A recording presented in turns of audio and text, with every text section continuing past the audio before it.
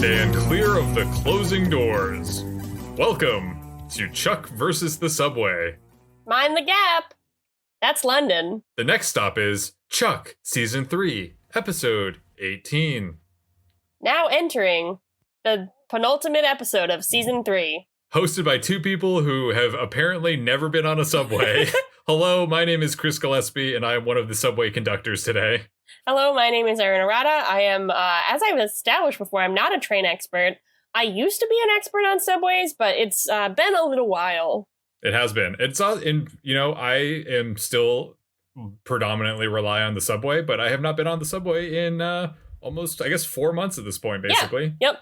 Yep. I've never been happier. I love being away from the subway. It's been a huge improvement to my life to not have to ride the subway on a daily basis. I kind of miss, the poles. There's not really, poles in my everyday life. They're, gross and dangerous, to touch them a lot, but, there's a very specific feeling of the poles. I don't know why I'm talking about this, but I don't know. I don't miss them, but it's just, there hasn't been, and there hasn't been, the fabric that's on the seats, that weird kind of fabric.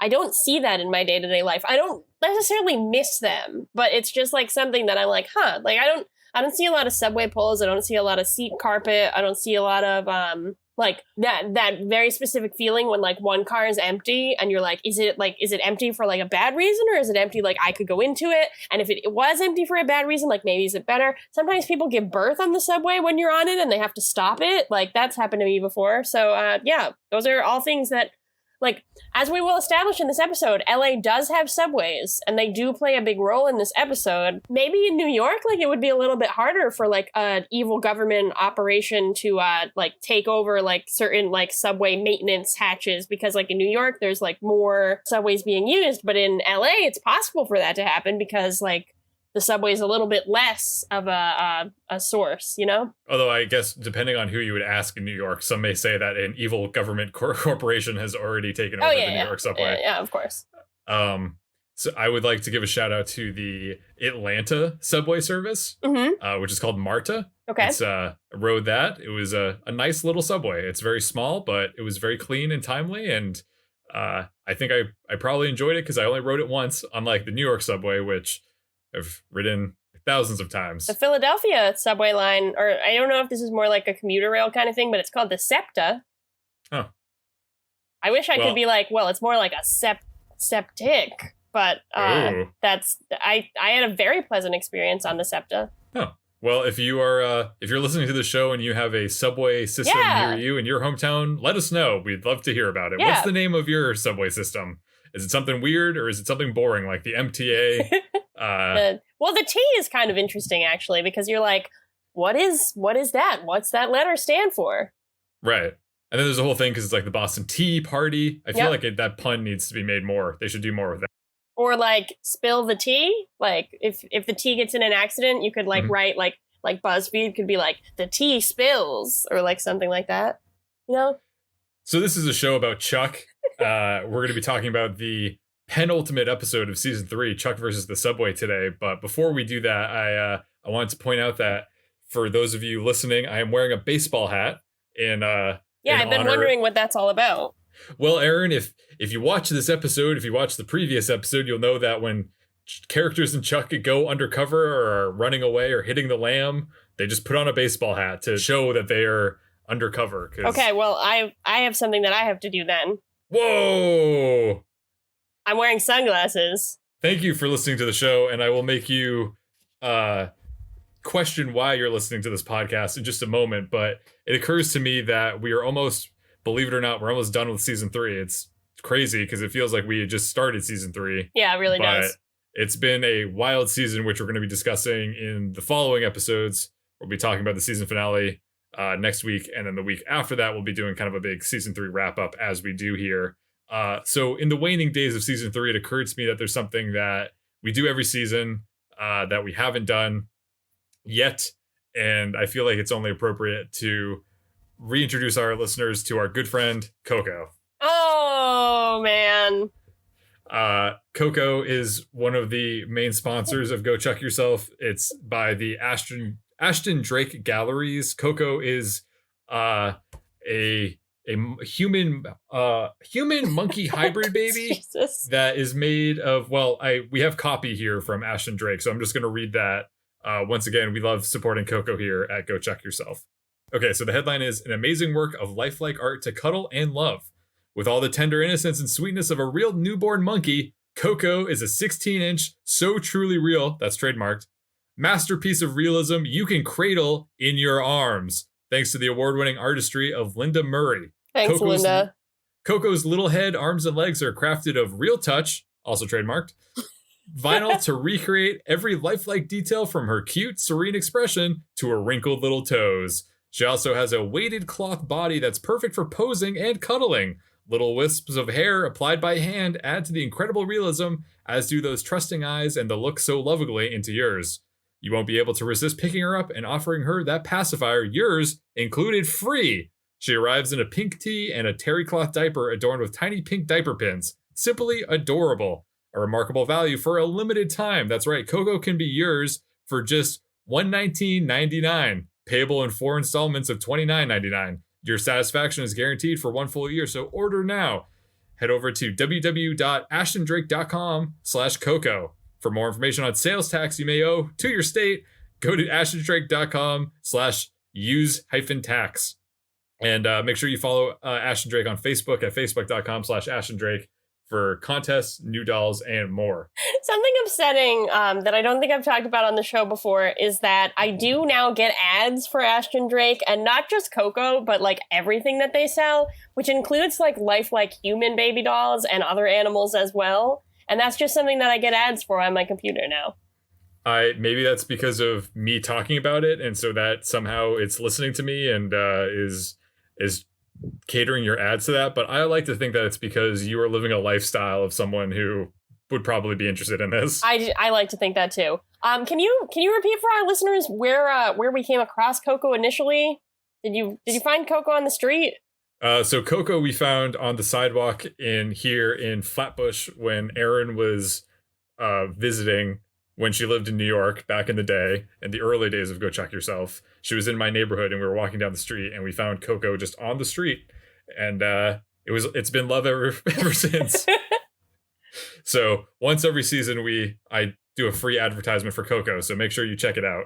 Fans of Chuck will love Coco is a hypothesis that I have. We're not talking about the Pixar film, just to be clear. No. Absolutely not. Don't watch that. Fans of Chuck will hate the Pixar film Coco. So, Chuck versus the subway. We'll get into it. We'll ride into that one. The episode starts with Chuck and his dad working on the governor that will stop the Intersect 2.0 from ruining Chuck's neurological functions. Hello, governor. Thank you. Have you been waiting to do that, or was that just spur of the moment? It was spur of the moment. Wow, it was beautiful. Thank you. Chuck's dad says he can make a governor for Chuck, but sometimes the best thing to do, the thing that will protect the most people, is just to walk away. Like in that Vine when she says, when there's drama at school, you walk away. But she does it like better than that. It's funnier when she does it. Sorry, everyone. Chuck is flabbergasted that his dad would suggest he run and abandon his loved ones, but before they can talk about it further, Sarah comes in. You may remember that Sarah doesn't know anything about the brain deterioration, so she just assumes Chuck and his dad are working on fixing a watch for, fun. Stephen and Sarah agree that Chuck needs some fresh air. In the Buy More, Devin comes in looking a little grizzled and says Ellie didn't come home the night before. Morgan explains that Ellie might be cheating on Devin and plays the illicit phone call Casey recorded in the last episode. Devin is sad and says he needs to call his wife. Meanwhile, Ellie is trying to call Devin, but she can't get a signal from Justin's office. He comes in and tells her that the signal is blocked to keep anyone from infiltrating their base. He also says that Casey escaped after the frying pan incident in the last episode, but the CIA is in the process of bringing Ellie's family in for safekeeping.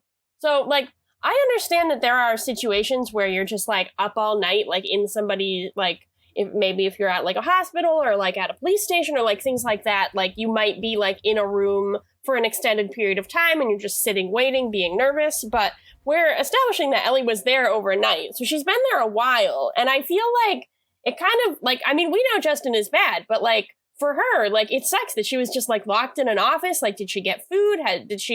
Did they provide her with blankets so she could sleep on the couch? It seems like the accommodations that are presented to her are not great. Yeah, did they let her go to the bathroom at some point? Was she able to leave the office, or she just was trapped in this office with no food and drink or bathroom? Yeah, I have a lot of questions. Casey, on the other hand, is not worried about food because he's at some kind of diner and he's being served with, I think, some pie and some coffee. The waitress has his morning routine and order memorized. We see that this waitress is one Alex, Casey's daughter. We were wondering what happened to her, but apparently... he knows her really well because he asked her about her finals, and she says she's all set to graduate next week. Apparently, Casey has been visiting her for some time, but he hasn't told her who he is. At a farmer's market in North Hollywood, this is established because we need to know what subway station it is. Chuck and Sarah are discussing the threat of the ring. Chuck is worried, but Sarah assures him that Shaw is dead. I applaud her for being so chill about all of this, considering Shaw tried to kill her. She goes to get some cream, I guess, that they're going to have some blueberries. I don't know if she means, like, legitimate, just, like, cream, or if it's, like, ice cream or, like, whipped cream or something, but she's going to get some cream. She says the blueberries that they're eating will taste better with it. While Chuck is left alone, he flashes on a voice from somewhere in the crowd, and he recognizes it as Shaw's. His vision starts going fuzzy, and he runs through the crowd, following someone in a long coat that kind of looks like Shaw. Chuck chases Shaw into the subway station and tries to find him, but he doesn't. As the subway doors close, Chuck stands on the platform and says, "I must be losing my mind." Then there's a knock on the subway window, and Shaw is there giving Chuck a little wave. Kind of like, it was a kind of a nice wave. Not a nice wave. It's not a good thing. That's not a good thing. I mean, it's not a good thing. It's not, like, nice, like, in, like, a kind way, but I thought it was, like, kind of, like, I liked his, like, cheeky little wave. We're going to find out in this episode that I was really into evil Shaw. Uh-oh. That's concerning. So back in Castle, Chuck tries to convince his teammates that he actually did see Shaw. He wants to call Beckman, but apparently she's indisposed. His dad steps up by hacking the subway camera feed and showing all of them the person Chuck Shaw. Chuck Shaw. It was Shaw. Sarah gasps and says, "Daniel." So now everyone knows. They also see Shaw sneaking into a maintenance store on the metro. As Sarah and Casey prepare, Stephen reminds Chuck that he does have a choice here. Chuck says he won't run because he's not like his father, and that shuts Stephen right up. At the Bymore, Lester and Jeff are in the home theater room with Devin, who is drinking heavily. Jeff and Lester and Big Mike, who also drops by, say that Devin's problem was that he left Ellie alone and unsatisfied. Morgan comes in and is unimpressed with this line of reasoning. "As am I, Morgan, as am I." Morgan leads Devin out, and there's a scene I really like where he says, "This is just awesome." And Devin, who's drunk, is like, "What?" And then Morgan's like, no, not you. I didn't mean your name. And I thought that was very cute. I didn't catch that. It was a cute moment. Yeah. We find out that Beckman is indisposed because she's at some sort of trial with CIA leaders. She seems to be appealing on behalf of the Intersect Project and Team Bartowski, trying to convince the heads of the CIA that it isn't a liability. She says that Chuck is poised to become the weapon they've always dreamed of. And I guess the Intersect is a weapon, but, like, it felt weird to hear her say that. Like, Chuck is just, like, a normal, like, Chuck is a gun, basically, you know? Mm-hmm. This ends up being intercut with Team Bartowski sneaking up from the subway maintenance store into a government building. They each split up to take a floor. While Sarah and Casey's floors are empty, Chuck ends up on the floor where Justin is keeping Ellie. Alarms start going off, and Ellie asks Justin what's going on, and he says they've been breached. A silhouette of a man with a gun appears outside the office, but the blinds are shut, so Ellie can't see who it was. Justin runs out to fight the person, who, of course, we see is Chuck. Chuck flashes, but then the flashes keep coming, and he's unable to fight at full capacity. Still, he knocks Justin down, just as Ellie opens the door. Oh no! They're both confused about what's happening and why the other one is there. Chuck tries to get Ellie to run with him, but Justin gets up and runs in the other direction. Meanwhile, on another floor, Sarah figures out from a biometric scanner that they're not in a ring base, as they'd initially thought, but they're in a CIA base. They run to warn Chuck just as he chases Justin into the trial room where Beckman is appealing to the tribunal. Beckman asks what is going on, and Chuck says, apparently, I have no idea. Nor do I. This was exciting. This was confusing. We cut to Chuck being held in a cell. Beckman comes in to explain what the meeting was all about. Chuck is worried about Shaw being somewhere in the building and says they have to figure out what's going on, but Beckman says the best thing Chuck can do to plead his case is keep his mouth shut. And if we know anything about Chuck, that's exactly what he will not do. He won't have a problem with that at all. He's a quiet man. You know, he man a few words. Never says anything when he's not supposed to. No, very chill. He goes with the flow a lot of the time. Yep. So Beckman resumes her presentation, but the committee, the Joint Chiefs of Staff, apparently allowed Sarah and Casey and Chuck to join since they were going to be there anyway. The chairman of the committee says that it is evident that the Intersect project is failing, and Chuck stands up offended, saying that this is outrageous. Chuck then demands that they provide him with one shred of evidence that the Intersect is malfunctioning. He goes so far as to ask who even told them that the Intersect was malfunctioning in the first place. We then hear Shaw's voice say, "I did." Shaw walks into the room in slow motion, looking pretty good for a corpse. Beckman is just as confused as Chuck and Sarah to see Shaw. Shaw takes the floor, and Chuck tells everyone that Shaw is an agent of the Ring, and Sarah says that he drugged her and kidnapped her and tried to kill her. Shaw says that this is all completely true besides the attempted murder part, and that he was approved to take these actions by this very committee. Shaw says that he was working as a double agent to take the Ring down, but Chuck says that that's a lie, and then Shaw continues to say that he came here for one reason, to argue that Charles Bartowski is an American hero. He didn't ask for the Intersect, and it's not his fault that his brain is being destroyed by it. Sarah then chimes in that Chuck was fully evaluated and cleared for field work by the actor Christopher Lloyd, to which Shaw asks Chuck if he'd like to tell Sarah the truth. Chuck hesitates, so Shaw reads Christopher Lloyd's report, which states that Chuck's condition will absolutely get worse, and Chuck tries to apologize to Sarah, but she's upset. Shaw then recommends that the Intersect project be terminated. That bastard. Beckman says that before they can cancel the Intersect project, they need to take a look at all of Team Bartowski's successful missions, and I thought this was going to be like a clip show, like a retrospective, like it's the end of the season, so they're going to go back and like show some highlights from the seasons before this. But not really. Beckman starts a slideshow beginning with a case file on Stone Cold Steve Austin, and then moves on to a case file about Alexis White, who was a villain at some point that I do not recall. She was like the torturer, like the one who, like, when in the episode where everybody was like, Chuck's not going to withstand torture, like everybody breaks. I think that was her. So Shaw, having downloaded the Intersect in the previous episode, flashes on Alexis White, and Chuck sees him flash, but when Chuck calls him out on it, no one believes him. Devin basically gaslights Chuck. Devin? Shaw basically gaslights Chuck and says that he's glad the committee is seeing this behavior because it is evidence that Chuck is not in control of his mind. Chuck insists that he's in control, and to prove that, he's going to do something that will look insane but will ultimately prove his point. He decides to take a page out of his dad's book and throws a letter opener, which, again, why is an old-timey letter opener on this desk? Why does a prisoner have that?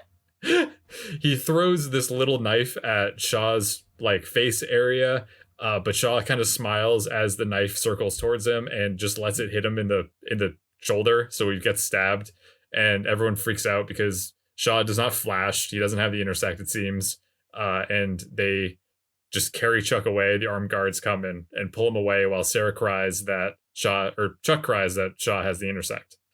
Casey and Sarah discuss their plan afterwards. They weren't arrested at this point. Sarah thinks that they need to report all of this behavior to the higher-ups in Washington, but Casey points out that the higher-ups in Washington were in that room, and there's nothing that they can do to help Chuck after that incident. He says that Shaw has the CIA wrapped around his finger, and that there were probably more Ring agents in that room anyways. Casey believes that the only choice that they have is to run away in order to save themselves and their loved ones. Sarah says that everything she cares about is still in that CIA base, aka Chuck, and Casey wishes her good luck before running away. He's done. He's done. He's got to protect his family. Back at Devin and Ellie's, Devin is a nervous wreck pacing back and forth when Ellie enters. Devin asks where she was all night, and Ellie says that she's been keeping a secret and needs to explain. Devin says that it's all his fault because he hasn't been stepping up to the plate, so to speak, and Ellie tells him that he needs to be strong, so he says he'll double his workouts. Ellie cuts the crap and tells Devin that Chuck is in trouble with the CIA. Devin is stunned and is downright happy when Ellie explains that Chuck punched a CIA operative in the face. Ellie says that Chuck needs a lawyer, but Devin explains that Chuck has been with the CIA for years, and he's known but wasn't able to tell her, and that he's so relieved now that she knows. Ellie is stunned, and Devin realizes that he just broke the news to her, and Ellie demands that Devin tell her everything that he knows about Chuck. Cut to Casey running into Alex's diner. As soon as he steps foot in the door, Justin appears and stealthily holds Casey at gunpoint and asks if he's there for the pie too. I don't know if it's that stealthy. He looked like pretty suspicious. He had like a newspaper folded over his hand. That was weird. If I saw that, I would think it was weird. Alex sees Casey and does not think anything is weird about this, and points out that he brought a friend for once. That's nice. Justin politely asks for a table for two, and Alex seats them. Chuck, meanwhile, is just laying in his holding cell when the door opens itself. Chuck races out and sees a message from Stephen on a neighboring door's control panel. Stephen tells Chuck to follow his lead and uses the hallway lights to lead Chuck out of the base. Sarah turns the corner just in time to see Chuck running full speed down the hall, so she follows him. At the diner, Alex serves Casey and Justin slices of apple pie, and I was like, damn, wish I had some pie. Justin gives the typical villain speech about like, oh, pretty girl, it'd be a shame if she had to die, blah, blah, blah, and tells Casey to put his hands where he can see them. Casey obliges and Justin starts to eat his pie. Justin comments on the amount of nutmeg in the pie and says that he'll be taking Casey with him after this and that he never figured Casey for it to be a father, to which Casey responds, well, I'm not a very good one, and then hits Justin over the head with a metal napkin dispenser. Hell yeah. Once Justin's on the floor, Casey kicks him in the face and then proceeds to pick up Alex and carry her out over his shoulder like some kind of cave person. Casey throws her into his Crown Vic and drives off. He's got to introduce her to the Crown Vic. It's his two most important relationships in his life. His two babies are finally meeting. Chuck escapes the CIA base and Sarah catches up with him. Sarah asks Chuck what's going on. And Chuck, like a child who can't make it through their first sleepover, says that his dad is coming to get him. Sarah says that he can't do that because if he runs, the CIA will put a burn notice out on him and he'll be running forever. He needs to stay and fight. As she says this, Stephen pulls up in his truck and, like a father picking up a child from their first sleepover, yells, "We have to go now!" Sarah says that if Chuck leaves, he'll always be on the run, but Stephen argues that if he stays, everyone he loves will be in danger. An alarm siren starts to go off and Chuck has to make a decision. He apologizes to Sarah and then says that he'll always choose to protect her, kisses her, and jumps into Stephen's car, and they speed off, leaving Sarah alone and crying, being surrounded by the CIA agents. Later that night, Casey and Alex are sitting in the Crown Vic in an empty parking lot. Casey says that Alex needs to believe him when he says that he won't hurt her, but Alex has a hard time believing this, given how forcefully Casey removed her from the diner. Casey then presents her with a key, which he identifies as the key to his locker at the Buy More in Burbank, and tells her that everything inside of it is now hers. Alex says that if Casey wants her to really listen to him, she'd like to have some space and step outside of the car to talk. Casey agrees and unlocks the door, and Alex opens it and makes a run for it. Casey runs after her and grabs her shoulder, but then Alex uses some pretty awesome self-defense moves to keep Casey away. Good for her. Left with no choice, Casey reveals that he is Alex's father. Alex doesn't believe him since she says that her father is dead, but Casey explains his true identity as Alex Coburn. Alex seems to be taking this to heart when an SUV speeds into the parking lot. Casey tells Alex to run and get her mom and disappear forever as the CIA agents leap out of the SUV and arrest Casey. Things are equally sticky at Devin and Ellie's apartment. Devin is explaining to Ellie everything he knows about Chuck, including why they were invited to the Costa Graven ball and why there was an aggressive stripper at his bachelor party. Ellie says that she can't believe that Chuck and Sarah are spies and asks how her father is wrapped up in all of this. Devin says that he deliberately kept himself ignorant of some of the details because he didn't want to have to lie to her. But then Ellie holds Devin to task for being on the cusp of finding out the legitimate reason why Stephen walked out on her and Chuck as children and deliberately avoiding it. She tells Devin that he needs to get her someone who with legitimate answers. Enter Morgan. Ellie can't believe that her little brother's creepy childhood friend knows more about Chuck's spy life than she does.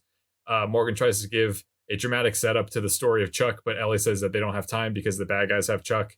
Morgan realizes that this must mean that the ring has gotten Chuck and explains what the ring is to Ellie. Ellie says that all she knows is that Justin told her that Casey was a double agent who was out to get Stephen. Lies! Ellie suggests that Casey turned Chuck to the dark side as well, but Morgan writes this off as preposterous. He knows that Casey would never betray the United States of America, and neither would Chuck. Ellie relents and asks if either Morgan or Devin can figure out why the CIA is holding Chuck against his will, and Morgan promises that he will find out. Back at the CIA base, Sarah walks into Shaw's office and says, "You wanted to see me, sir?" Shaw then begins by saying, "I'd be remiss if I didn't tell you that you look great." Okay, that's fucked up. I guess having already died once, he's just really going to lean into overt sexism in this second life. Yep. Sarah tells him to cut the crap and to stop lying. Shaw hits some kind of secret button underneath his desk, but Sarah doesn't see this, and he says to Sarah that he and Sarah are the only two people who know the truth about Paris. Sarah says that Chuck knows the truth too, but Shaw points out that Chuck's now an unreliable witness and seems more guilty than ever since he ran away. Shaw apologizes that Chuck never told Sarah about his mental condition in private, and then he gets real close to her and calls her Sam, to which Sarah reaches into Shaw's suit coat and pulls out his gun. She points it at him and says that she's going to bring him to the committee at gunpoint so he can tell them exactly what happened in Paris. As she does this, Shaw says, "I knew you'd bite," and several armed agents burst into the office, seeing Sarah holding Shaw at gunpoint. I'm into this. It's really upsetting, but I am. You're into what? I'm into Shaw. He's a little stinker. Shaw tells the men to arrest Sarah because she's gone rogue, and I guess because he's a little stinker. Shaw says that it's a shame that Sarah has gotten so soft and emotional like Chuck, and he bends down to pick up his gun when Sarah punches Shaw in the back of the head, and the armed agents take her away. Yeah, I like that. As this is happening, Morgan and Devin break into Castle somehow. I guess Morgan just has the codes now, I guess, so it's not really breaking in because everyone just knows about Castle. It's not a secret anymore. But they walk in and they find Beckman on the TV screen shredding a bunch of confidential documents, really going all Enron. Yeah. She's not in her normal office. She's in some kind of records room. And Beckman says that she's like kind of in a hurry and she's kind of frantic. She said that she was hoping to see Chuck in Castle, but Morgan tells her that Chuck's being held by the CIA, but maybe she can help with that. Outside of Beckman's office, we hear a man telling her to open the door, but she ignores it. Morgan asks what's going on, and Beckman says that the CIA is shutting down the Intersect project. Casey and Sarah have been both apprehended, and Chuck is public enemy number one. As much as it pains her to say, Morgan is their only hope. And the computer glitches and turns blue while she says this, so it's a reference to Star Wars. Wow, is it? I didn't realize. The CIA agents drag Beckman away, and her video feed is disconnected. On the road, Stephen and Chuck are driving, just father and son. Chuck's wearing a hat because he's living a new life, just like me, wearing his hat. Stephen presents Chuck with the new Governor 2.0 watch. Stephen says that it will activate immediately, so Chuck puts it on and immediately feels the calming effects of the governor. Chuck's iPhone rings and he sees that it's Morgan. That was I don't know, that's a really weird phrase, the calming effects of the governor. Are you talking about de Blasio? Who's the governor over there? Andrew Cuomo? Oh yeah, that's what I meant. Were you talking about your governor? Yep, that's what I meant. My governor. Mr. Gavin Newsom? Yeah. Who's de Blasio? Is that the mayor? The mayor? Okay. Well, I was going to say Mayor Marty Walsh, but then I realized that's also not a governor. Who do you think would win in a fight? Your governor or my governor? I mean, I think your governor, but I think he'd fight dirty. Ooh, ouch. I was going to say your governor because he seems really tall. All right. Let's look up pictures of him. Andrew Cuomo. Okay. Looking at him. No, I stand by what I said. But do you want me to look up how tall Gavin Newsom is? Gavin Newsom height, he's 6'3". Oh, that's Andrew really tall. Cuomo is 5'11". So that is a big difference. That is a big difference. Your governor would kick my governor's ass. Bill de Blasio is 6'5". He's a giant. I've seen him scale the side of the Empire State Building. Let me look up Eric Garcetti's height just for comparative purposes. He is 6'1", so he's still pretty. He's not the shortest of them, but he is short. If it's a height contest you want, okay. Now I'm just gonna check Marty Walsh's height while we're in here. That is not listed. People do not care about that. So really, there you go. So Chuck's iPhone rings and sees that it's Morgan. Stephen is incredulous that Chuck still has his cell phone on him because if Chuck's running away, why would he have a cell phone? But Chuck says that he never had a chance to say goodbye to Morgan and that he needs to explain to him what's happening. Chuck tells Morgan that he's going away with his dad, and Morgan tells him to stop because Casey, Sarah, and Beckman have all been apprehended. Chuck asks when all of this happened, but doesn't get to hear Morgan's response because Stephen throws his iPhone out the window. Just when Chuck got a new phone. Everybody's always throwing his phone out the window. Chuck says that he needs to go back to save Sarah, but Stephen says that all of it is just a trap to lure Chuck back to Shaw. Chuck realizes that Shaw doesn't want Chuck. He really wants the Governor 2.0. Chuck pleads to his father and points out that Stephen came back because no matter how far away he ran, he would always come back to protect the people he loves the most because he knows what's important. And that's what Chuck's trying to do. Stephen is won over by this logic and says that if they're going to do this, they're going to be smart about it, not emotional. And then he pulls an illegal U-turn. So I guess they can be a little emotional. Maybe being smart means violating traffic rules when they're not in your favor. So Chuck shows up at Ellie and Devin's and tells Ellie he needs her help. She's still freaking out over everything, but she agrees to go along when she realizes that her dad has come home as well. She leaves Chuck and Stephen to the office park where she would meet with Justin and tells him that he used to leave and exit into a metro building across the street, which, I feel like he shouldn't have let her see him do that. Even if he was a legitimate CIA agent, I feel like he should, take a walk around the block until she's gone or something.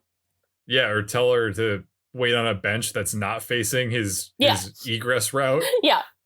Before Chuck and Stephen leave, Ellie asks her dad to please confirm that there was actually an explanation for why he left them. He says he'll tell her everything, but he promises this is the last time he'll ever leave her. At that point, audiences everywhere say, oh geez, he's gonna die.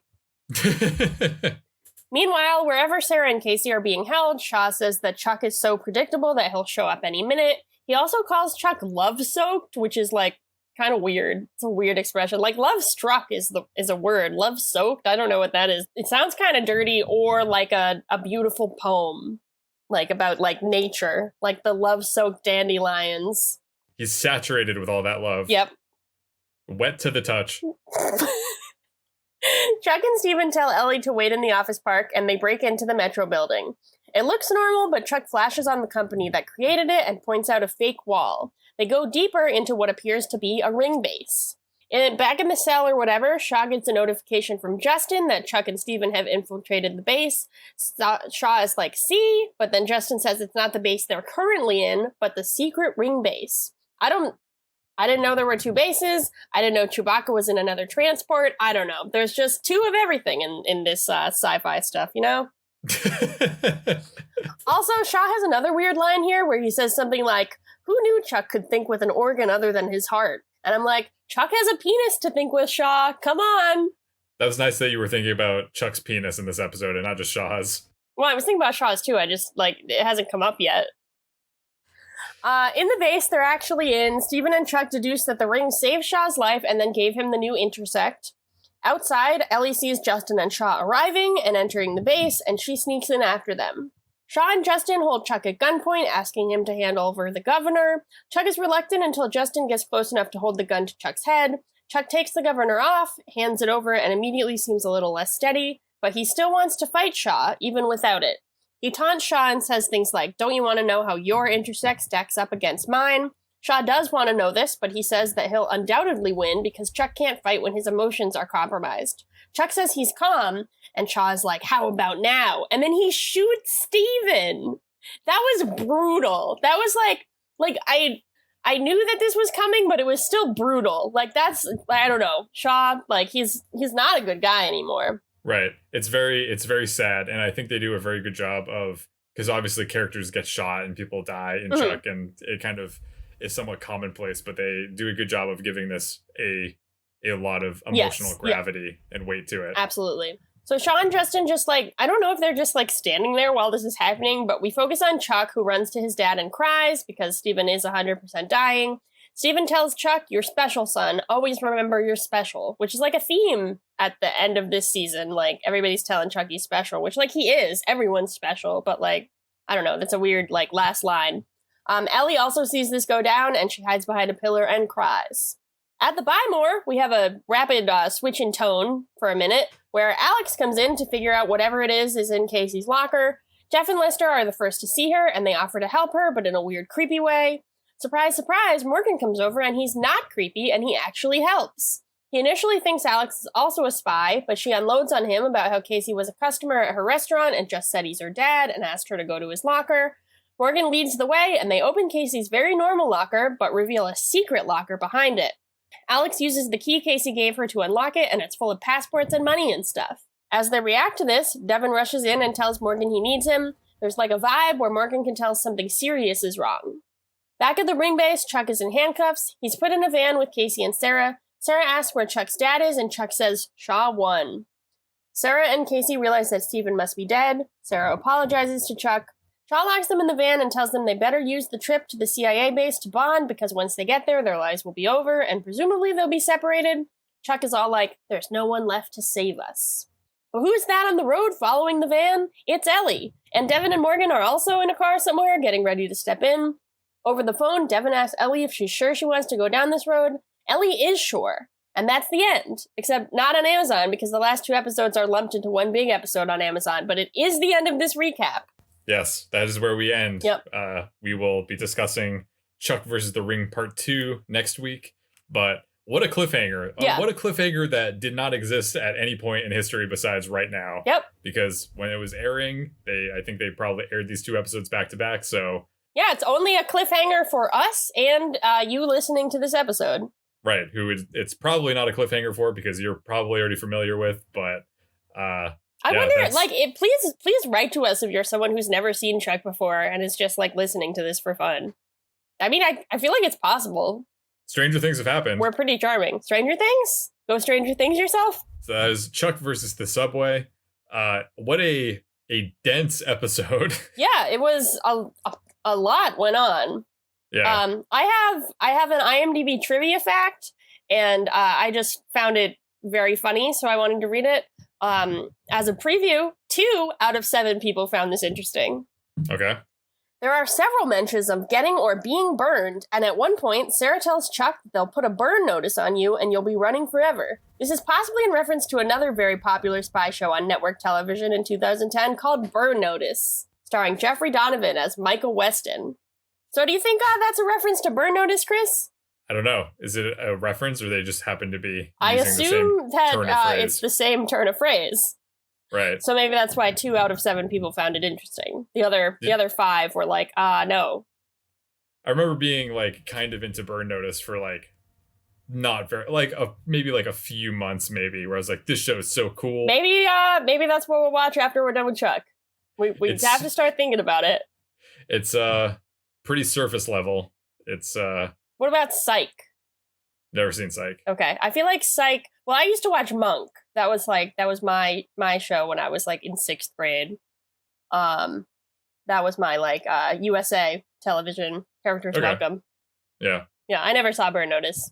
I wanted to point out that they mention in this episode when Chuck and Steven are looking at the weird little miniature ring base where they brought Shaw back to life. They reference Dr. Kwamabe from Oh yeah, they do. Chuck Yeah. versus the Tooth.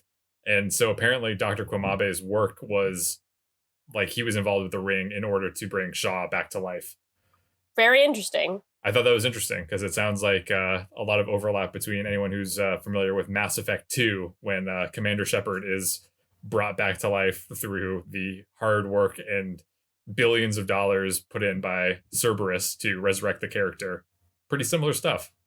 Erin is smiling and blinking at me as if I was just speaking a different language, even though I believe she's been exposed to Mass Effect 2 and should be very familiar with this. Should have no questions right now. Well, I'm not going to ask any. Good. I would like to ask if you could tell our listeners about Chuck, Marry, Kill. Well, I was going to ask, what you'd want to marry and what you want to kill in this episode.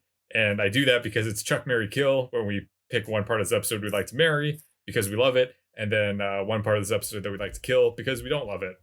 So my Mary, this will come as no surprise, but I was pretty into Evil Shaw. I'm going to marry him. Just all of it. I liked that he was like, I don't know. I mean, I didn't like his like overt sexism. I thought that was weird. But I mean, he's pulling out all the stops, and by all the stops, I mean all like the things that made him good. And I was like into those things, but now I'm into like he's bad. It's kind of interesting. Erin likes the bad boys. I do. My Mary also involves Evil Shaw, but it's specifically the moments when Shaw is stabbed and punched in the head suddenly. I think we'd all really like to do that in this episode. Yeah. I laughed out loud at both times because he just really goes for it. And I also would like to tack on when Justin gets hit in the head by the napkin dispenser was also something that I enjoyed. I liked that. I think there haven't been as many like cool like fights with like unusual objects, but I like when they happen. Yes, same. For my kill, just both Jeff and Lester subplots. I didn't really care for the like Devin subplot where everybody was talking about how he's like unsatisfying as a lover and like encouraging him to drink and like they didn't really cross over the line in any way, like talking about Ellie like cuckolding him or anything, but like it seemed like there was like this vibe that was always there, and I kept expecting them to like say something about like women and stuff, but it didn't really happen. But I feel like it was I still could have done without that. And then just how they treated Alex when she arrived, like I feel like especially coming on the heels of like Stephen just being shot and this like really like tense and depressing scene, like it felt weird to be like, and now we have Jeff and Lester like creeping on this woman who like we don't really know as a character. I was fine with like the Morgan coming to help her and everything, but the Jeff and Lester elements I didn't need, especially because there's so much going on in this episode. So they could have sat this one out. I was expecting that there was going to be an exchange where they they're like hitting on Alex, and then Alex is like, "Oh, I'm looking for Casey." And they're like, "Why do you know Casey?" And then she was gonna be like, "Well, he's my dad," and then they'd be terrified and like back down. Yeah, that would have been fine. Maybe that'll happen in the future. Yeah, I'm sure that's gotta happen at some point. Yep. My kill is that there's no reference or allusion to the restaurant chain Subway in this episode of Chuck. Oh my god, that is such a good point. The entire time I was like, oh, Chuck versus the Subway. I bet it's going to be like, it's going to prominently feature a lot of Subway product placement, and they're going to be like at the Subway restaurant. And do you think that's a misdirect? Like, do you think that they like wanted to announce the episode title so that people would think it was the Subway, and then it was just like the literal Subway? Yeah, I wouldn't be surprised, because the Subway itself does not play any like innately major role. They just happen to put the ring base in the Subway. Yeah. They could have put the ring base in a Subway restaurant. Maybe Subway didn't want to. Yeah. Yeah, maybe Subway was like, please don't please don't promote, like, associate us with the ring, the evil government operation. Infer that our franchises are cover-ups for a evil terrorist organization. Yeah. But I was disappointed because there wasn't even a Subway sandwich anywhere. Yeah, there could have been at least one. That's why if they cut out the Jeff and Lester stuff for my kill, they could have like used some Subway time. Yeah, it's true. So speaking of restaurant chains that are covert government operations facilities, we have the Scooter scale, which is based on our friend Scooter from the Wienerlicious. 0 is the lowest, 5 is the highest, and we can rank anywhere in between. So, Chris, what did you rate this episode? I rated this episode pretty high. I give it a 4.5 out of 5. I just thought it was a really dense, action-packed, and moving episode. You know, Ellie finds out the truth. Shaw's plan unfolds, and he seems to have like really won. Casey tells Alex the truth about being her father. Beckman's arrested. Stephen dies. Our heroes are trapped and in danger. It really seems like Shaw has bested them and is going to win. Chuck decides to stay and fight rather than run away. I think there's also something very cool and very powerful about the civilian characters of, you know, Ellie and Devin, and then also Morgan, I guess, that Chuck has been fighting to protect this entire time, are now fighting to protect him. Yeah. Like they're activating to go save him. And I think that's awesome. No pun intended. So I think it's a really good episode, and I think that it pairs well with the following episode, even though I have not seen the following episode, but I look forward to seeing it. Yes.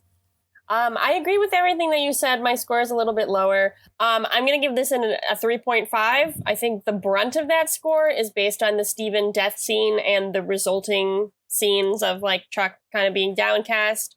I think that was handled really well, as you said. Like, we haven't seen, there haven't been like a lot of major character deaths, like other than like Shaw.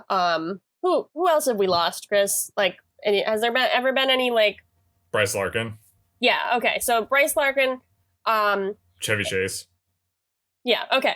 So there have been deaths, as we've said, but I feel like this one was handled exceptionally well, like especially considering that Stephen hasn't been like a huge character this season. Like, he hasn't really been around, and I think the show is really successful in getting me to like care and feeling like Chuck and Ellie both really care and that this is a big moment. But I also like how casual it is for Shaw, because that like proves how like heartless he is. And I think it's like, it was genuinely shocking. Like, even though I knew it was coming, I was shocked how like brutal and brusque and everything it was. So I think it was really well done. And I think a lot of my like positive feelings about this episode come from that. But I do agree with you that it was a dense episode. It could be the contender for one of my favorites of the latter half of this season, which isn't necessarily a high bar to clear. But I do think that I had fun with this episode in the same way that I had fun with the one on the train, Chuck versus the Honeymooners. So, okay. Yeah, 3.5 for me. Just to another point about like how they handle Stephen's death too, like when Morgan is like talking to Alex and they're in the locker room and break room, and then Devin shows up and he's like, we have to go. And then Morgan's like, we have to wait. And Devin's like really serious. I thought that was a really good note. That felt very authentic and real. Yeah, definitely. They just, I got a little emotional. Yeah. Or, see, it's proof of the episode being good if we can get Chris to care about Scott Bakula Dracula. Scott Bakula Dracula. Scott Bakula Dracula. That's a good band name. Maybe we should use that in the future. Maybe we're at least as talented as Jeffster, right? SBD. That's our abbreviation name. Scott Bakula Dracula. SBD. SBD. Law and Order SBD. Yeah, I mean, I watched that. If he was like one of the Law and Order people, I'd be into that. What's he doing? Scott Bakula. What are you doing? Scott Bakula, what are you doing? Tune into our new podcast, Scott Bakula. What are you doing? When we yeah, just address Scott Bakula and say, "What are you doing?" Yeah, it's a very short podcast. What are you doing, Scott Bakula? What are you doing? And we never answer it. We just ask it every week. What are you doing, Scott Bakula? Sometimes twice a week. What are you doing? What are you doing? Well, that's a short podcast, but this one is a long podcast, so I think we will wrap it up for this week and get mentally prepared, emotionally ready to watch the season finale of Chuck next week. Chuck versus the Ring Part 2 coming your way. We hope to see you there. For everyone here at Go Chuck Yourself, I'm here. My name is Chris Gillespie, reminding you that food is sexy and that Cocoa is available online at ashtondrake.com, and it could be yours for just $119.99, payable in 4 installments of $29.99. But look, if you're a big, if you're a big fat cat who has a lot of money and can bankroll something, maybe just save on interest and just drop the whole $120 up front. Why spread it out over 4 months? That's what I say. I'm here for Narada, letting you know that anything is possible. And we're going to close out while I talk about the Ashton Drake signature difference. So what makes Ashton Drake different? They feature real touch trademarked vinyl skin to feel the most lifelike. The dolls are have hand applied hair for added realism. The dolls are weighted cloth bodies that feel real in your arms, and they're all backed by Ashton Drake's signature 365-day guarantee.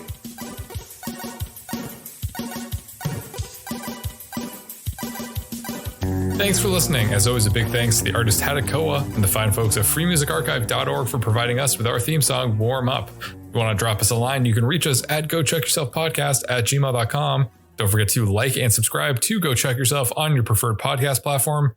New episodes come out every Monday morning, and you do not want to miss a new episode. Thanks again. We'll see you next week. Bye-bye.